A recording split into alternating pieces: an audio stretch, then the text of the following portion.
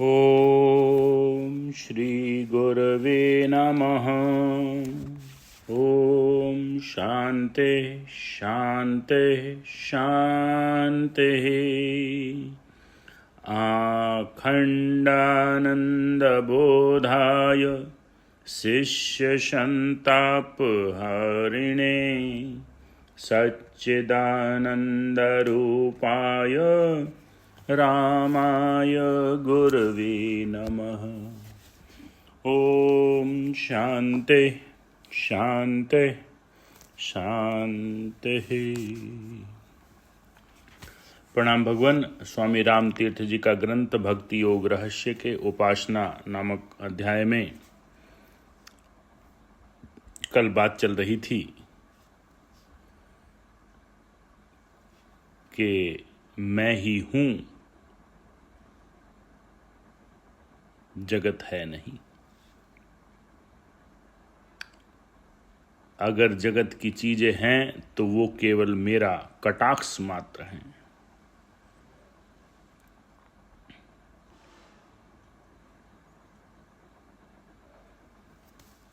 अब आगे लेते हैं। क्या मांगना भी उपासना का अंग है? ये प्रश्न उठाया है। तो स्वामी जी कहते हैं मांगना दो प्रकार का है। एक तो तुच्छ मैं, अहमता, ममता को मुख्य रखकर अपनी वृद्धि को भोग कामना के लिए प्रार्थना करना। दूसरे ज्ञान प्राप्ति, तत्व दर्शन, हरि सेवा को परम प्रयोजन ठानकर आत्मोन्नति मांगना। प्रथम प्रकार की प्रार्थना तो मानो ईश्वर को तुच्छ नाम रूप जीव का अनुचर बनाना है, अपनी सेवा की खातिर ईश्वर को बुलाना है, उल्टी गंगा बहाना है। द्वितीय प्रकार की प्रार्थना सीधी बाट पर जाना है। आत्मा में चित्त के लीन होते समय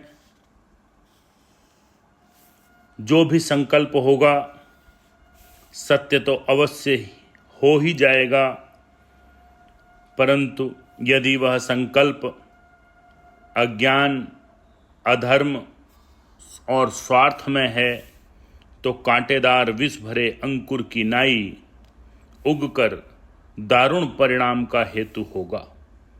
अहमता, ममता और भोग कामना संबंधी ईश्वर से प्रार्थना करना मैले तांबे के बर्तन में पवित्र दूध को भरना है। दुख पाकर जो सीखोगे तो पहले ही अपवित्र वासना को क्यों नहीं त्याग देते। अशुभ भावना में औरों का भी बुरा होता है और अपनी भी खराबी होती है। शुभ भावना, पवित्र भाव, ज्ञान विज्ञान की प्राप्ति में न केवल अपना ही कल्याण होता है वरंच परोपकार भी। मन में सत्वगुण, शांति, आनंद, शुद्धि हो तो हमारे काम स्वयं ईश्वर के काम होते हैं। उन्हें पूरे होते देर लग ही नहीं सकती। भागवत पुराण में एक जगह एक श्लोक दिया है, देवासुर मनुष्येषु ये भजन्त्य शिवम शिवम प्रायस्ते धनिनो भोजा न तु लक्ष्म्या पतिम हरिम। अर्थात प्राय जो भी कोई त्यागी शिव की उपासना करते हैं वे धनवान हो जाते हैं और लक्ष्मीपति विष्णु के उपासक निर्धन रह जाते हैं। इस श्लोक में शिव और विष्णु की छुटाई बड़ाई दिखाने का तात्पर्य नहीं है, शिव और विष्णु तो वस्तुतः एक ही चीज हैं, किंतु अभिप्राय यह है कि जिन लोगों के हृदय में शिव रूप त्याग और वैराग्य बसा है, ऐश्वर्य धन सौभाग्य उनके पास स्वयं आते हैं। जिन लोगों के अंतःकरण में लक्ष्मी धन दौलत की आग से वो मोहित हैं, वे दारिद्र्य के पात्र होते हैं। जैसे जो कोई सूर्य की तरफ पीठ मोड़कर अपनी छाया को पकड़ने दौड़ता है, छाया उससे आगे बढ़ती जाती है, कभी काबू में नहीं आती। और जो कोई छाया से मुंह फेर कर सूर्य की ओर दौड़े तो छाया अपने आप उनके पीछे भागती है, साथ छोड़ती ही नहीं।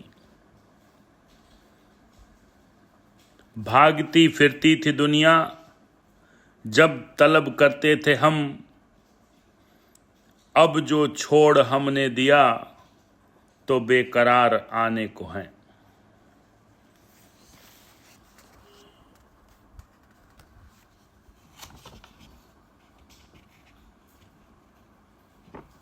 तो कंक्लूजन ये निकला भगवान कि मांगना दो तरह का है, एक तो संसार को मांगना और एक ज्ञान अर्थात भगवान का ज्ञान मांगना, आत्म उन्नति मांगना।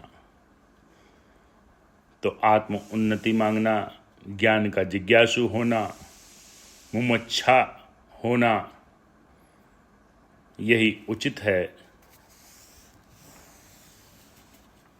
ऐसे साधक के पास संसार तो अपने आप भगा चला आता है, और यदि उसकी आवश्यकता है तो वो उससे दूर भागता है। तो हर दशा में ज्ञान का जिज्ञासु और मुमुक्षा रखना, यही सच्ची उपासना है।